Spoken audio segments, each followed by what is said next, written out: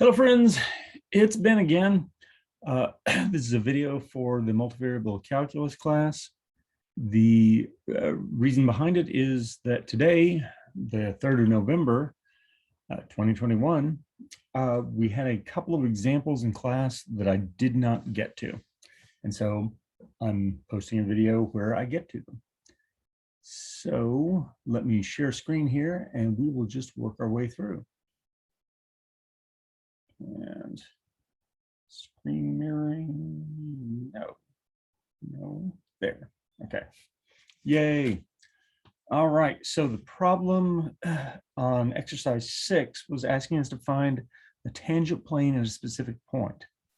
So the trick on this is that you are going to take your function here and find the partial of z with respect to x and with respect to y. Now, there's more than one way to tackle this, okay? But I, of course, want to do it the easy way. So here's what will constitute the easy way. We're going to write ourselves a function, f of x, y, z. And then we're going to take that stuff right there and we're going to copy it and paste it right down here. And that is going to be our function. As a matter of fact, I'm going to do something slightly different than that. I'm going to go ahead and say that we'll have it equal to 4 to indicate that we've got a sorry, I'm changing the color here, to indicate that we've got a level surface for a function of 3 variables. If you recall, on Monday, we looked at getting a normal vector to a level curve by taking the gradient. Well, in 3 dimensions, it's a level surface. So we take the gradient here and we will get 2x minus 12, 2y, and minus 2z minus 8. Okay. So what we need, though, is the gradient of f at the specific point, 1, 0, negative 3. And that's pretty easy to do. We're just plugging in the x to be 1. So we get a minus 10 in the first entry, the y to be 0, so we get a 0 in the second entry, and the z to be negative 3, so we get, let's see, negative 2 in the last entry. And now to write our tangent plane, we are simply going to have minus 10x plus 0y minus 2z equals some constant. And what we will have to do is take and plug that point in order to figure out our constant.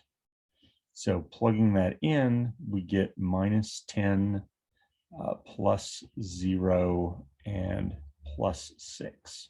So we ended up with a negative 4. Okay. And now I think since I see all these even numbers, I want to divide by negative 2 and have 5x plus z is equal to positive 2. And that is my answer. Okay. Now I feel like I ought to stop and say any questions, but of course you're not physically here. So, all right, this next one is relatively similar. We're going to go ahead and use the, let's see, point here, the formulation that I wrote up on the board at the wrong time, which was that we would find dy dx by taking minus of f sub x over f sub y. So that was what we would do if we had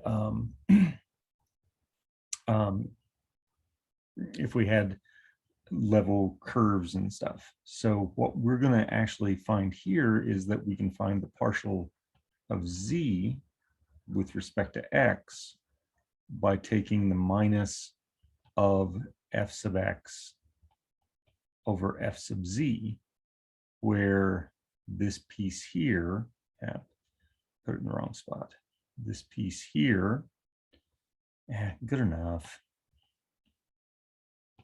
is going to be your f. So to accomplish this, we're just going to write down f of x, y, z equals x squared y plus y squared z plus yz squared.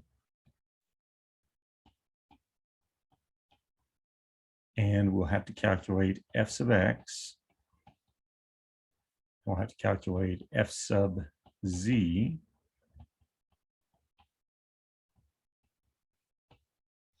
And then our partial of z with respect to x should be simply negative 2xy over y squared plus 2yz. Now, you could tackle this the other way and just do implicit differentiation, and you'll accomplish exactly the same thing. Okay, so that is all I've got for you. Just those two examples. Maybe in theory, I should have inserted something where I instructed you to pause the video and try it out yourself, but trying to get those out there. All right. All right. Well, I will see you in class on Friday.